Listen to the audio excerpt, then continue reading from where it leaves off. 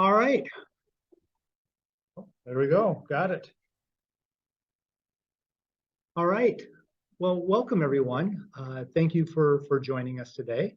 We are joined by three of our wonderful alums who are out practicing in the world of exercise and health. What I'd like to do, first of all, is kind of put down some little ground rules for the panel discussion today. I gathered feedback from all of you in terms of the types of questions that you wanted to have asked. And there was a good number of them. And so I kind of clustered the questions in themes. And so panelists, you'll see that there are like question 3 actually has like 4 questions associated with it. Feel free to respond to one. You do not feel like you have to respond to all of them, or you can just kind of the general theme of the question, you can kind of respond to that as well. Does that make sense? Okay. So attendees, if you while the panelists are presenting here, feel free to raise your hand. I will want to get your questions answered, and we will introduce them. Okay. Any questions? Awesome. Okay. Well, I tell you what I'm going to do is have each of the panelists provide a brief introduction with your name and your current job title. So why don't we start with Amber? Absolutely. Do you want like a little bit of a background as to what I've done up to this point, or just brief? Well, so the next question is going to be what your roles and responsibilities are. So I just at this point is just who are we looking at? Perfect. Well, my name is Amber Seitzinger. I graduated from St. Ben's in 2011, and I am currently the Director of Ancillary Services at Avera Holy Family Hospital down in Esterville, Iowa, so about 15 minutes from Okoboji. I'm also an occupational therapist as well, so I treat some patients as well. Awesome. Christina? Hello, I am the head athletic trainer out at University of Wisconsin River Falls, and it is an outreach position through TCO. So employed by TCO, but work solely at the college. And I teach occasionally. Well, 2 days a week, so not occasionally. And Aaron? Hi, everybody. My name is Aaron Hellum. I'm an assistant professor of physical therapy at the University of Minnesota, and then practice at Mayo Clinic Sports and Orthopedics and Sports Medicine and Physical Therapy. All right. So now what I'd like to do is dive a little bit more into your specific roles and responsibilities. So 2 of you have multiple. You have kind of administrative responsibilities as well as clinical responsibilities. Or Aaron, you have teaching. And actually, I guess, Christina, you have teaching as well. So all 3 of you have multiple responsibilities. So if you could talk a little bit about those roles and responsibilities, as well as the type of people that you work with and the type of environments that you work in. Let's go reverse order this time. How about Aaron? Yeah, so in terms of my primary role as an assistant professor, I'm largely a teaching faculty. I do have a portion of my time that's set aside for research as well. I'm the co-chair of admissions of our physical therapy program, so that takes about 10% of my time. And then, of course, I work with athletes and patients in orthopedics in the clinic. For the students, again, as you would all imagine, my physical therapy students are incoming either from very brand new graduates all the way up to I've had some students in their late 40s and 50s as well. And then environments is, of course, the university here, and then an outpatient or hospital-based outpatient clinic in downtown Minneapolis. Christina? I actually solely work in the college setting. So I am the head athletic trainer at River Falls here. We have about 510 student athletes for 3 athletic trainers through 18 sports teams. So we're kind of zone coverage. So I work with all of our sports teams. So football, volleyball, basketball, hockey, cross country, soccer, esports, track, the gamut of them. And we're adding 2 next year. Then I do have admin duties. So responsibilities of like taking and running all of the athletic training room, taking care of our student workers and whatnot. And then I teach a care and prevention class 2 days a week. So a lot of rehab coverage and then teaching a little bit. All right, and Amber. Awesome. So I'm currently in a hospital setting. And so for treatment, I've kind of worked my way out of that a little bit, but I do about 10% of treatment. That's just changed in the last few months. So I treat patients in the outpatient setting, the hospital setting, and then we also do some home health out of the hospital as well. And then a large portion of my time is now in hospital administration. I have a master's in healthcare administration degree as well that I went back and got. So I have responsibilities over lab, radiology, therapy, and I manage the clinic here as well. All right, again, audience, as we go along, feel free to raise your hand. I'll try to remember just to look up and between questions, and if you have a question. All right, next question. What is the best part of your job and why? If you could wave your magic wand and change some part of your job, what would it be and why? Does your job get repetitive? What is something that nobody told you about your career that you wish you would have been told earlier? And we'll go reverse order. So let's start with Amber this time. All right. I think I can speak to almost every one of them, but I think anyone who works in healthcare will tell you that the best, well, maybe not, but the best part of your job is probably the patients that you get to see every day and help out. So I would say that's definitely the best. And I would also say that is one of the reasons why I feel like my job never becomes repetitive, because you're always seeing different patients. Every patient is different. Even if they have the same diagnosis, you might treat them a little bit differently just based on their symptoms. So I would say no, the job is definitely not repetitive, not even the administrative part of it.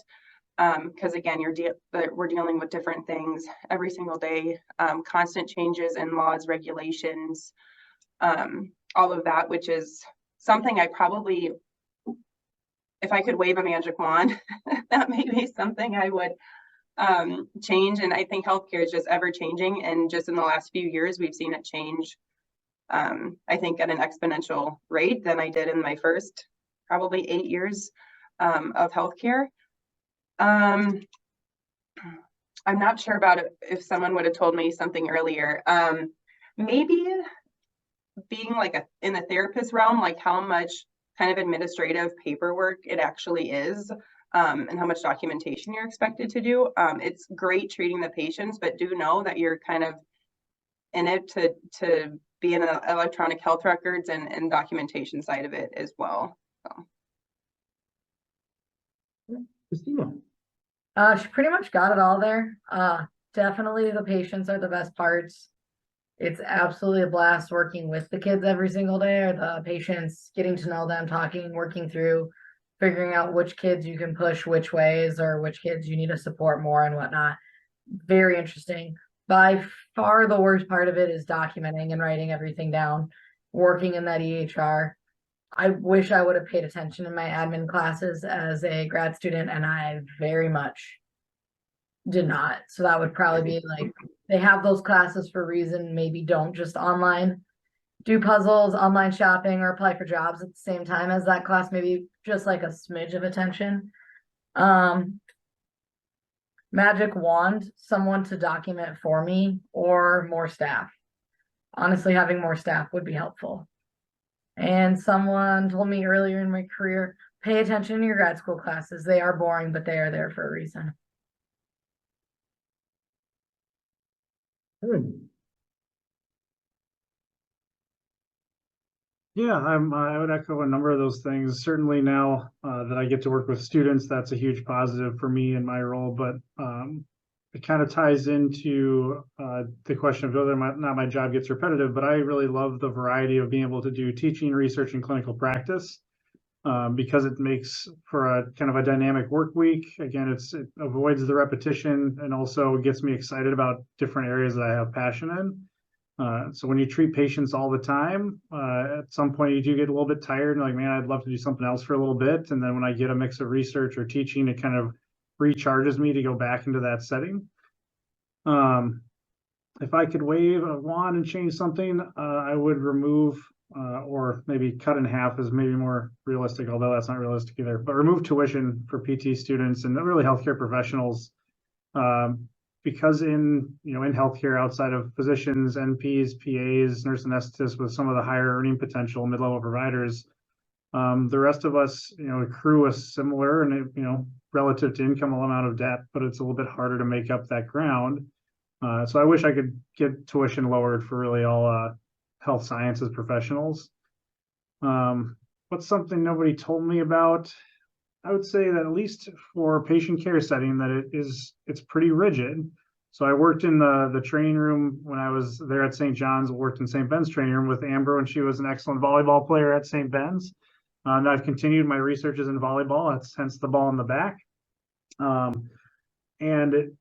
You have rigid hours, but you have flexible days. When you're in school, you don't necessarily have a schedule, and when you go into patient care, it's going to be whatever your hours are. For me, it was 7 to 7, and you see people the whole day. And so things like taking an afternoon off to get out of town early. Where I worked, our schedules were open 3 months in advance. So for me to take a Friday afternoon off, I had to schedule it. At this point, it would be looking to February of 2024 before I could take a half day. So it's pretty rigid, and having an understanding about that is important. I think just to know that it doesn't hit you upside the head when you get into practice. And Aaron, I think you have a lot of support for reducing the cost of graduate education. There's a lot of students here, I think, that were shaking their head. Yes, that'd be a great thing. So find that magic wand. Next question. What knowledge, skills, and qualities are critical for success in your field? Tell you what, let's go. You know what? We're going to give Christina the opportunity to go first this time, so you're not always stuck in the middle. What knowledge, skills, and qualities are critical for athletic trainers? Time management. So it's we're a little less rigid. It's rigid as in I know I'll be working most nights and weekends, but it's chaotic. We're in crossover season right now. So we had a hockey game last night. We have a volleyball game tomorrow night. Our women's hockey team plays Thursday. I don't think we have a game Saturday, but we got a lot on Saturday. So it's a lot of time management to figure out what you're going to do when. Next is a lot of the soft skills that people will talk about. It's personal skills. You could be the best therapist in the world, but no one is going to talk to you if you are condescending, rude, creepy, or you just can't relate to people. Some story that might work for one patient isn't going to work for another. So you have to have those soft skills to figure out how to talk to a person and relate to them. I can go give one coach one report about this kid's out for a while, and I can give the same coach to another one, and he's yelling at me because he doesn't understand. So it's all about figuring out how to talk to people and relate the knowledge that you have to them. Because if you're the smartest person in the room, but no one wants to talk to you, it doesn't matter. And then the biggest, you learn your hands-on skills. What they teach you in school is great. Anatomy and phys go the longest way. Everything we do is just based off of our anatomy and phys knowledge. So take those classes seriously, learn them, and then everything you learn is kind of based off of that. Let's go to Aaron. Yeah, I love that. It's like you were planted. I teach anatomy in the PT school in the cadaver lab, and so I would echo that. Of all the courses that you're going to use fundamentally in clinical practice, anatomy and physiology is huge. So again, focus in there, and then I guess I'll make a plug for kinesiology for those who are working on movement as well, certainly. I guess to a similar point, your soft skills, your communication it's so important and huge. Not only can we say it subjectively, but objectively, there's so much research to support building a therapeutic alliance with your patients, enhancing your outcomes, which has nothing to do with what you actually do or ask them to do for that matter. It's just simply being a good person, listening to the person in front of you and connecting with them. So if you are thinking about graduate school and applying and things, and your kind of internal monologue is, I just really hope I get an interview because that's where I can shine. I think those are the types of people that do well in health professions, because you realize where your strengths are with communicating and working with people. So I think that's huge. And then lastly, it's just having internal motivation. all of us here would have worked through the pandemic and various other things that can occur in healthcare, and it takes a lot of resilience and motivation to keep going. And so, but it's something I think we're all passionate about as well, and that's why we stuck with it. And Amber. Yeah, I would echo everything they said. I don't think they left me a lot. I would kind of to go along the lines of soft skills, good communication skills between not only your patients, but your coworkers. I would say being able to work with people of all beliefs, backgrounds, because you're going to have patients from across the board, as well as possibly coworkers, bosses. I would say critical thinking, decision making, especially when you're just in, a treatment. You may have an idea that it's going to go this way and it goes the complete opposite. So being able to critically think and think quickly as to how you might change your approach. And then I think just like I said, all your attitude, your soft skills. I hire a lot of people in my position. So that's something honestly that I probably put to the top of my list even before their clinical skills, because I can always teach clinical skills. But I can't teach attitude. I can't teach how you communicate. I can't teach those kind of things. So. Right. So personally, I love what you just talked about, because in our Introduction to Exercise and Health Science course right now, we're discussing empathy and compassion and client-centered practice. And so what you've just talked about lines up perfectly with those soft skills, as you said. Excellent. Thank you. All right. So any questions from the audience?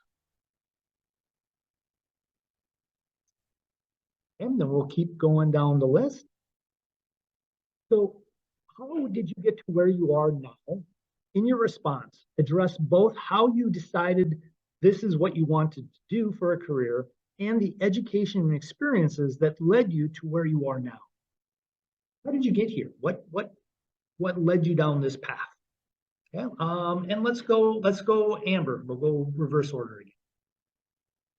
Okay. Can go way back. I mean, so what started my I guess journey into healthcare was in high school. I tore both my ACLs playing basketball, and so that was my first experience with physical therapy. And I thought 100% I was going to go be a physical therapist. And then in college, I did a lot of observation hours. So I think there's some questions about this later, but job shadowing is something I would definitely encourage. So when I was shadowing PT, they also switched me over to shadow OT and fell in love with OT. I loved the scope of it, seemed a little bit broader, looking more at function. So anyway, that's where I decided I was going to go to OT school and become an occupational therapist. So did that, went and worked out in South Dakota for a number of years. And then my manager left. And so I took that position where I was still doing quite a bit of treatment and then some management. And then there was some changeover in who owned all of the nursing homes and everything that I worked in. So like I said, there's a lot of different things that come at you in healthcare, and it's just ever changing. So I went out, searched for a new position, decided I enjoyed management. So found my position that I am in now with Avera, and started here as a therapy manager. At that time, I think this was June of 2020. So like in the height of COVID, and I was at home and couldn't go anywhere. And so I decided I was going back to school to get my master's in healthcare administration. So I did that and just continued to, I guess, work my way up kind of the administrative path, but just hang on to that treatment role as an OT as well. I'm certified in lymphedema, so that's a lot of what I do now based out of the hospital. All right, let's go to Aaron. Yeah, I guess in my time at St. John's, I was primarily throwing around pre-medicine, physical therapy, and mechanical engineering when I was breaking down my original choices. This is my own personal experience. I don't want to paint a too broad a brush. My experience with my pre-med cohort was not super positive. Maybe we'll put overly competitive. And as someone who was an athlete and is very competitive, like the classroom is not where I was looking for people to like try to undercut others. So I kind of stepped away from that. And then I figured I'd like to work with more people or talk to more people because I don't sit still well. And PT's, I guess, as close at the time I thought as I could get to mechanical engineering for the body. So PT became the choice. And like many of you, I then met with Don and laid out my plan and all that stuff. From St. John's, I moved immediately down to Rochester and did the DPT program there and did an additional year of orthopedic residency training in Rochester. So those are optional. There's no mandated residency for physical therapy. But that prepared me to sit for a board exam in orthopedics. And then I moved up to Minneapolis, where I worked at the Sports and Orthopedic Center there in downtown Minneapolis, attached to where the Wolves and Lynx facility are located, right across from the Target Center. And during that time, I got my second real in-depth exposure to doing sports medicine research, doing some screening testing with the players, as well as partnering with some of our physicians there, which kind of generated some more questions and eventually drove me to pursue my PhD full-time at the University of Minnesota, which is where I am now. Hopefully we'll be wrapping that up next summer. And while here, I got a lot of I self-funded my PhD by TAing in the PT program. And during that time, I really kind of found that I want to keep that as part of a bigger chunk of my career. And so an opportunity opened up to apply for a position here. I did. And then just last July, I was offered a full-time faculty position in the program. So that's kind of what got me to where I'm at now. But long term, I want to get back more into the clinic because I have a little hiatus right now while I'm wrapping up the PhD, primarily working with overhead athletes, but passion for volleyball and baseball in particular, and getting involved in the athletics department here at the U. And I think Christina, yeah. All right, so I thought I wanted to be Derek Shepard from Grey's Anatomy, and then I graduated high school and I realized that's 12 more years of school, and I just did 12 years of school, and I'm like, that sounds terrible. So I started pre-med, and then I actually got a concussion as I played soccer there, and I was out for, I think it was 6 weeks, but I'm actually not sure. That whole time is a little hazy. So then I'm like, maybe med school is like a lot of extra school, and I started spending a lot of time in the athletic training room. And so then I was kind of between athletic training and PT, and I went and shadowed PT. And the days I went and shadowed this one dude, I swear to God, he only worked with older patients, and he only did shoulder and knee replacements. And we watched 8 hours of shoulder and knee replacements post-op, and it was all probably like 2 weeks post-op too. So there's not a lot they could do. So it was probably the most boring day of my life, if I'm being perfectly honest. And then I was like, I spend a lot of time in the athletic training room. Maybe I can do this because I clearly do not sit still well or talk slow or any of these things. So a high-paced environment was better for me. So I spent a lot of time talking to Aaron, one of the past athletic trainers there, and Don, and they kind of were like, yeah, maybe athletic training is a better fit for you. Tried shadowing PT again, just didn't like it. So I ended up going to grad school up at St. Scholastica. Then I moved out to South Dakota for 3 years and worked out in Rapid City. And then I have been here since. And then when I came here, they needed someone to teach a class. So I teach a class now. Any questions? Okay, we'll keep moving on. All right. How difficult is it compared to St. Ben's, St. John's? What was the most challenging part of your graduate school experience? How did you balance school and life while you were in graduate school? Let's see. How about Aaron? Let's start with you this time. Yeah, I guess like anything with school and difficulty, which is kind of a little subjective, it's probably dependent on what classes you take.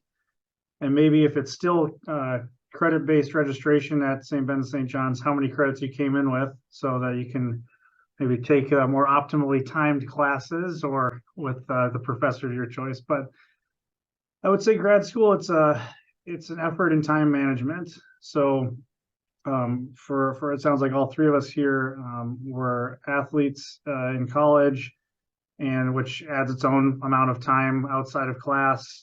Likely all did a science-based major, which you are all probably in with laboratory experiences. Those are all things that are additive as compared to some of the other majors, as you all know very well. So that stuff prepares you well for just having a lot of time to spend in class. I would say, difficulty level it varies by class and by program, of course. But it was hard. I mean, as much of anything, it's the volume thing. So I think, average between 23 and 25 credits a term at Mayo and the PT program. So it's just busy. I think the most challenging part is just finding your way through that, like being able to balance all the different coursework, the large volume, again, while still trying to have a little bit of a life outside of school. Knowing what I talked about earlier with the cost of tuition, I did work outside of school as well. Now it wasn't anything rigorous. I worked at a liquor store at nights, closing it up. But I think, really it's a matter of being good with your own time and understanding your own limits. And then it can help you with balancing the school and life stuff outside of it. But I also would say it's maybe not the time to plan just massive life changes if you can avoid it, but that doesn't mean it's always the case. Right, let's go to Amber. Yeah, I had probably a different bit of a grad school experience. So I actually went to OT school at the University of Minnesota, and I don't even know what they do now, but at the time it was a hybrid curriculum. So we were in the classroom 2 or 3 days a week, and then not in the classroom the other few. And so you have to be very self-motivated to get through a program like that and be able to be able to study and stuff on your days at home. So I would say that was probably one of the biggest challenges that I had, just not like having the structure that I had to go into class every single day. It was very beneficial to me because then I could work a little bit more as well, because as Aaron said, things are expensive. So I had a couple different jobs while I went through grad school. I wouldn't say the coursework was necessarily harder. I agree with more volume of it and being able to just find that time on your own to be motivated to learn it and get through it. I actually feel like St. Ben's and St. John's did a really nice job preparing me for grad school, with just the level of difficulty of some of the science courses that you're taking there as well. So I just think, being able to balance school, I don't know, I think it was just a little bit of a different experience for me with a hybrid curriculum. And there are a lot of grad school programs like that out there as well. You just have to know if that's, the right fit for you or not. Right, and Christina. My grad school was a little different than theirs. So we would have classes in the morning and then we'd be in the athletic training room shadowing in the evenings. So I saved money in college, so I didn't have to work during grad school and took out extra loans. But it was still a lot of time management. Grad school is a little different too when it comes to the courses, because there's no longer prereqs. I'm not taking a religion class or trying to meet my fine arts credit or my second language credit anymore that you guys still have to do. You're taking stuff that you're going to use the rest of your life and that you find interesting. So yeah, you have a couple classes like an admin class that's boring while you're a student.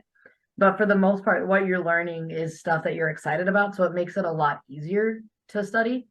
I would agree that St. Ben's prepares you and St. John's prepares you really well. Take those harder science classes. They are what give you those critical thinking skills that put you above other people entering grad school. Great. Can I add, I had this down and then I forgot, but a challenge of mine was just clinicals. And I don't know, how much of you are aware, but so in OT, we do 2-3 month long clinicals at the end, and they can place you wherever you want. So just a side note, I got put in rural Minnesota, I had to find an apartment for 3 months. I didn't know anybody there. And so, that was hard to kind of get through. So just expect that and the challenges that go along with it. Great, thank you. All right, next question. Tell us about your experience at St. Ben's, St. John's. What was your major, minor, which courses or academic experiences were most meaningful to you?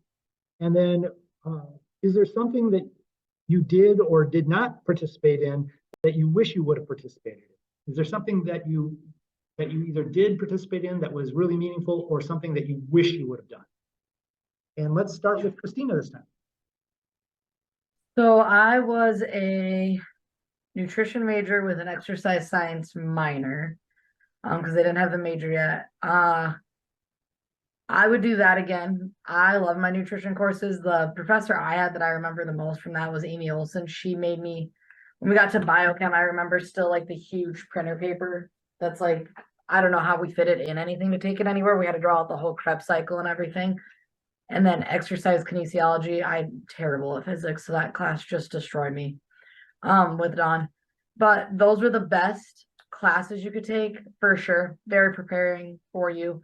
I was a soccer player there and I love my time as a soccer player. I recommend getting in as many of you. You guys are all gonna have to do research projects. The more you volunteer to be in other people's, the more they'll volunteer out of sheer guilt to be in yours. And it makes it easier to graduate when you have enough participants. So volunteer for those, help out with those. Then you can get people in yours. I love my time as a soccer player and I love my time working in the training room. Honestly, probably working in the training room was one of my favorite things. You get to kind of apply some of the things you're learning or see them connect in real time, which is cool. And then it's kind of a more spontaneous job than just sitting at the front desk of Campus Rec. But I would recommend joining as many clubs as possible. Play intramurals, join clubs, do what you can. The busier you are, the better you get at your time management skills, which are the best for life in general anyways. Okay, let's go back to Amber. Okay, my major was biology and then I minored in psychology, and I think those fit with me really well. Again, they didn't have exercise science when I was in school. I think anatomy and phys was probably the most meaningful to me and also probably the most challenging. But as spoken about before, like that is sort of the basis of what the knowledge you need to be successful in a position like this. If there was one class or that I wish I would have stuck with longer, it would have been Spanish, to be honest. We have a lot of bilingual, not bilingual, but Spanish speaking only in the community I live in. And I'm assuming in healthcare, it may be something you guys come into contact with as well. So that is something that I would, if I could go back, I would probably pursue Spanish. And then as Aaron mentioned, I played volleyball all 4 years at St. Ben's. I think that just brought on like a plethora of other opportunities to get involved at the college. And so any activities that you guys can participate in, any clubs, I'll just kind of echo what Christina said, help you to interact with people of various backgrounds, helps with your time management. I would encourage that. Great. And Aaron? Yeah, pretty similar. I was a biology major and then a psychology and sports medicine double minor. It was the last year the sports medicine minor existed. And I think for me, the courses in a similar sense, anatomy and physiology with Dr. Manny Campos, who I believe is still there. At least I'm pretty sure I sat next to him at the brewery when I went up to St. Joe not long ago. Kinesiology, and essential strength conditioning. We were in, again, that sports medicine minor at the time. So this essential strength conditioning course was really kind of geared towards CSCS, a certified strength conditioning specialist certification that I ended up pursuing. I thought those are they're so tangible and applicable day to day for physical therapy, athletic training, occupational therapy, that they were hugely important. I also really loved limnology, which is a weird upper level bio course, the study of lakes. We got to canoe out on the lakes and sample dirt from the bottom, and that was awesome. Taking advantage of where we're at. And then I'd 100% would echo Amber. I tested out of Spanish coming out of high school and didn't continue with it. And if you are taking any Spanishes, I would absolutely highly encourage it. My 14-month-old is now in a Spanish immersion daycare because I didn't do it, so she's doing it, and I'm trying to now learn with her again. And it's such an applicable skill in healthcare. Now, whether it's Spanish or Chinese or any other language, ultimately, it opens up a whole new source of patients and likely an underserved community, especially if there's one language speaking, which we know how important it is to get high quality healthcare to everybody. And so I would say that, and if you can work it into something like a Spanish immersion study abroad, I think that would have been a nice pairing. But again, hindsight's always 2020. Awesome, thank you. Again, questions from the audience at all?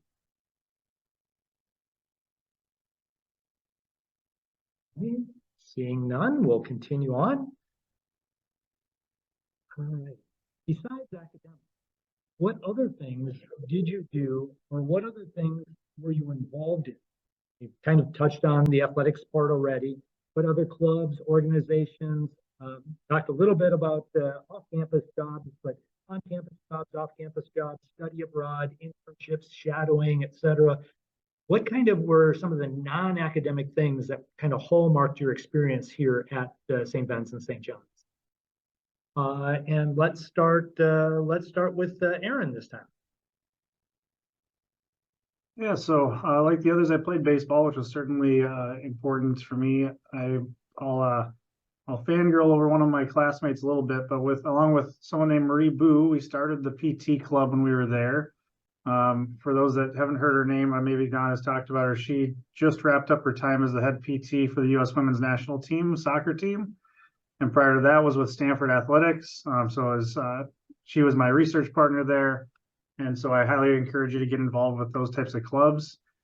I overvalued baseball and didn't do a full semester study abroad, but I did do a May term. So again, I just encourage you to get a variety of experiences. It opens you up to things many of us haven't had a chance to encounter before. If you were like me and grew up in the Midwest, and you kind of get a fairly, we'll say, bland experience in many ways. And they said things that expand and stretch your time management skills. So, I worked in the paint shop at St. John's in the summers while playing baseball up there.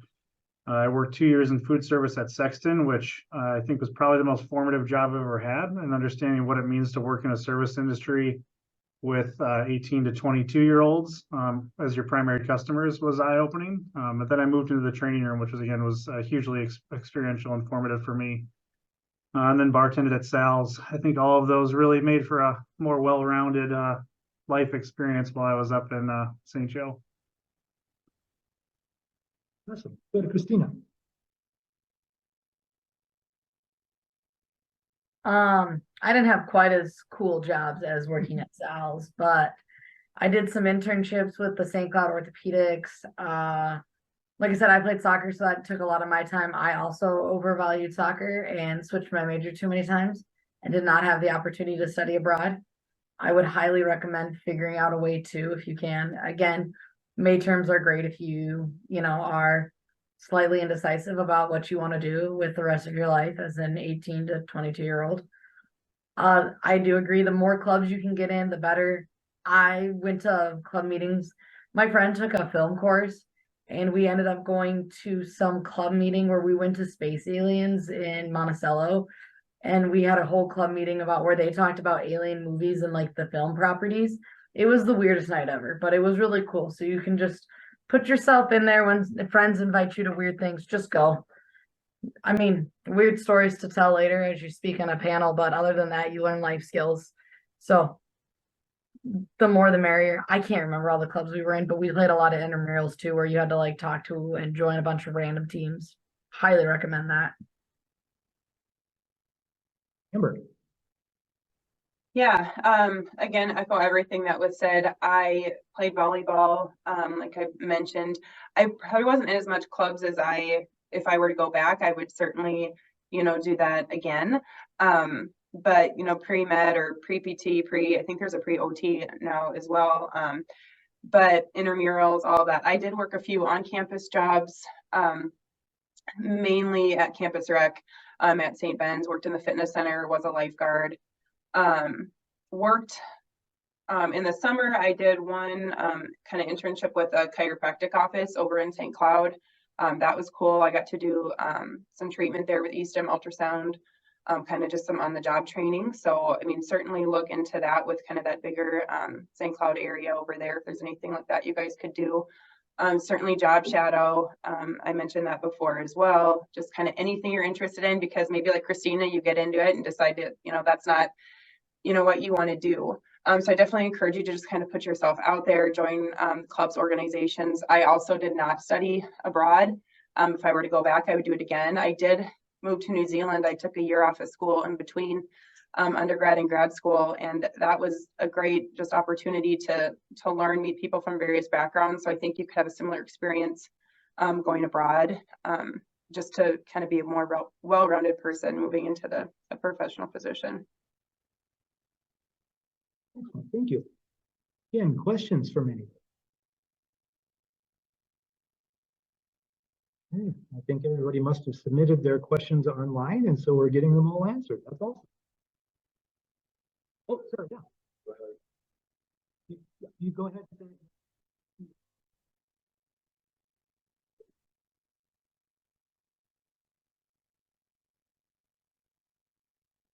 So the question was, if in choosing your extracurricular activities, how much of that should be geared strategically to your future career versus, hey, I want to be involved just to go and have fun? Anybody want to?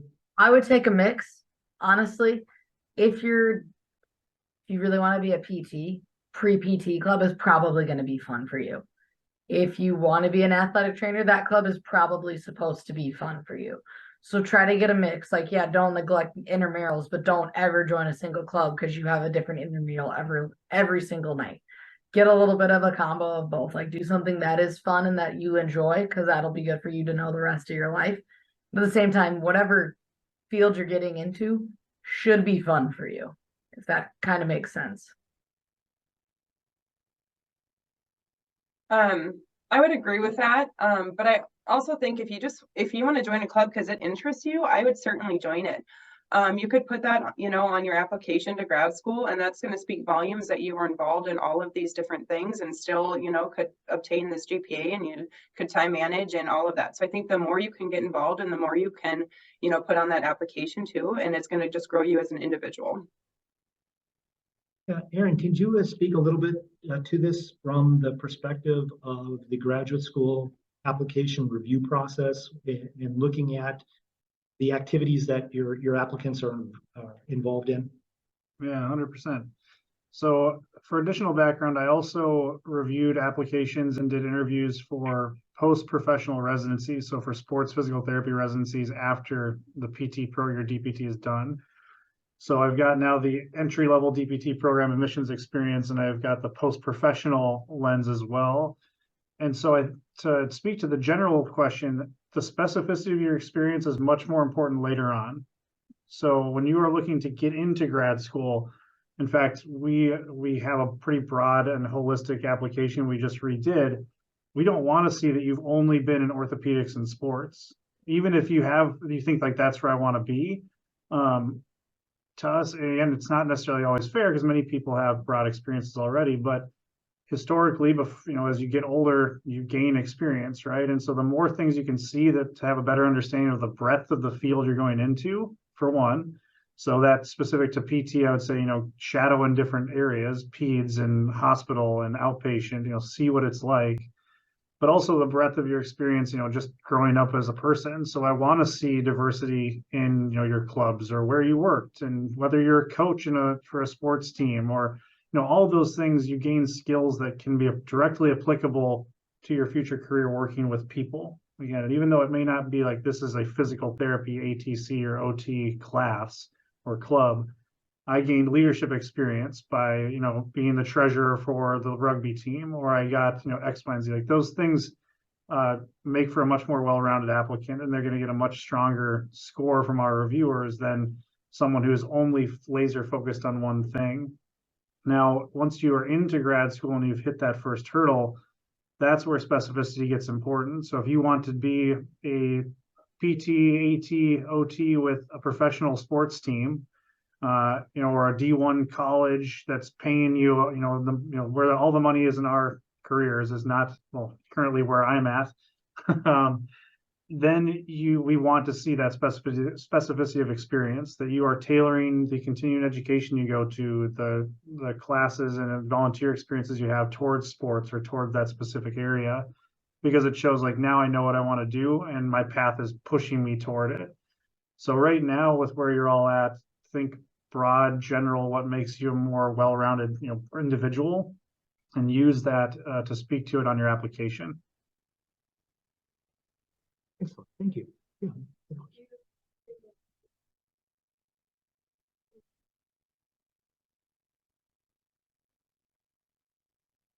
So the question was shadowing and internships.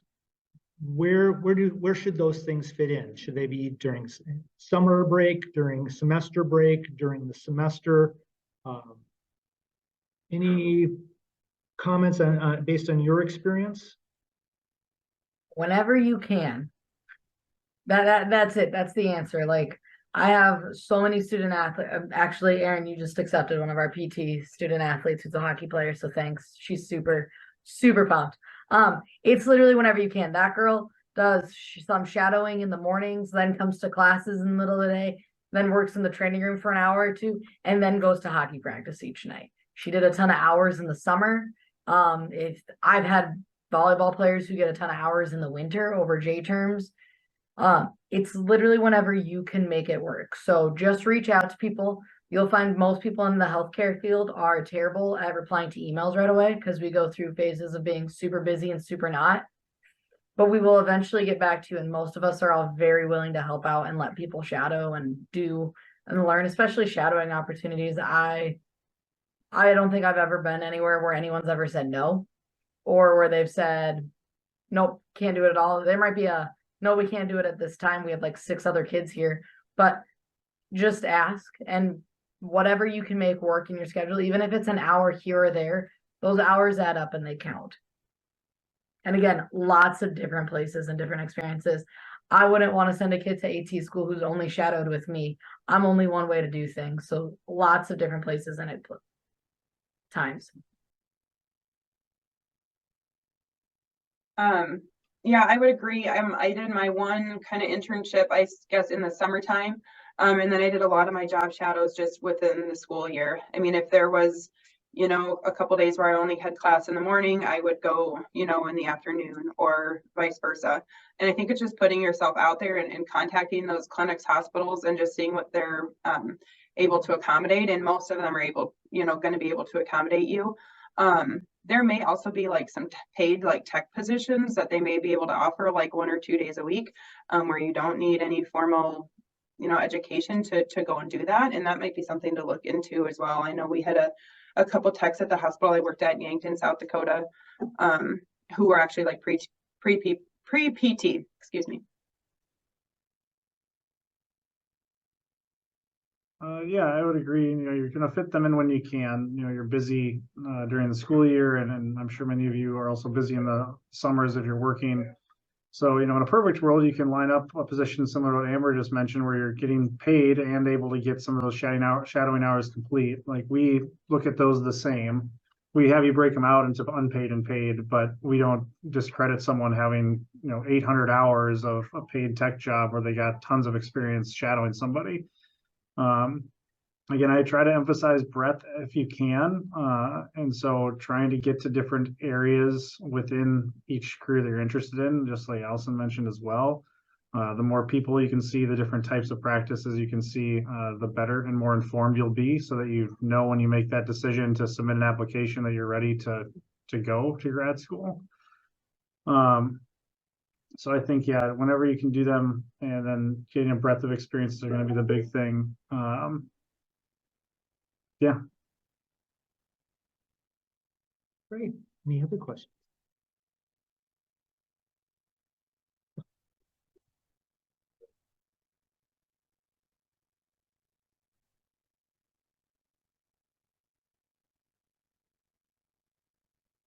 So the question was, what habits do you wish you would have built while you were an undergrad that you could have then brought into the workforce or brought into your graduate school program?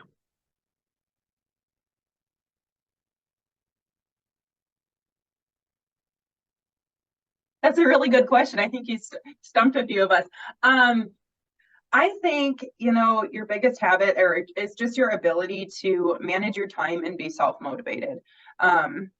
And I don't know if that's really even a habit, but I think if you have those 2 skills, you'll be successful in grad school. You just really have to be able to manage your time to get through all the coursework, set up the internships, the job shadows, and just be kind of that independent learner. and I suppose that's something you could probably work on, in undergrad as well. It's just kind of trying to be a little more independent with your studies. Obviously, you're going to have help if you need it. But I'd say that's a little bit of a difference between undergrad to grad school, especially at St. Ben, St. John's. Since it's a smaller school, you have that more support.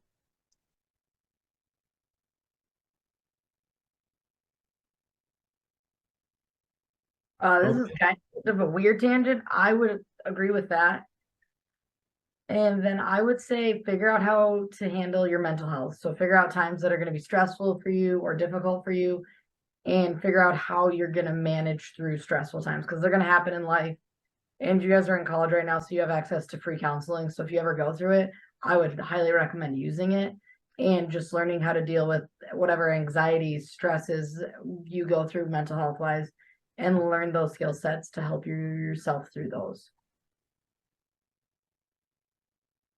Yeah, I guess I have two things. The more practical one is I wish I would have gotten a better sleep schedule and dialed in my nutrition better in undergrad when I had, access to, or I had a little more flexibility. I might have done a lot, but I'll let you make your own conclusions. But I worked hard and I played hard. We'll put it that way when I was at St. John's. But separately, I think it's starting to understand the balance between empathy and accountability. What I mean by that is that, as an instructor now, I hear a lot from students that, life comes up and things get in the way. And I want to be accommodating to those things as much as I can. So I want to be empathetic toward the person in front of me, understand where they're coming from, but also understand that you're going into a professional role that demands accountability. You can't show up 10 minutes late like you can to class without repercussions. You can't just decide, I'm going to take, again, this half day because I don't feel like going to work. Still starting to hold yourself to a bit higher standard, understanding that once you enter the workforce, if you don't do those things, act professional, show up on time, and hold yourself accountable, you won't be able to keep a job. But also understand that you're in the last time of your life where you have some flexibility with your time, and so still taking advantage and enjoying that as well. Thank you. Since we have we are, I think, actually out of time right now. So any last comments? We got like a minute, so you have like 15, 20 seconds to just throw out your one take-home message. The one thing I kind of thought of was just any advice was just to, even if you want to become a PT or OT or specialize, there's so many different paths you can take. Like all of us have different positions and we all have administrative duties. So I think, just keep your mind open, even once you kind of get into the field, as to your different opportunities that may come up. I would agree with that. Network. A lot of getting access to jobs, internships, shadowing, anything cool in life. You just got to know people. So work on those soft skills, be able to do the small talk. No one likes it, but do the small talk, make those connections. You never know when you need to ask someone for a favor. Yeah, also along those lines, just look and find good mentors as early as you can. People that know you, that support you and want you to succeed. And you'd be surprised where you might find them, but they're instrumental in getting you to where you want to be. So along with the networking, just find those people that are genuinely interested in your success, and then ask for help. Thank you very much for your time, panelists. Why don't we give our panelists a round of applause?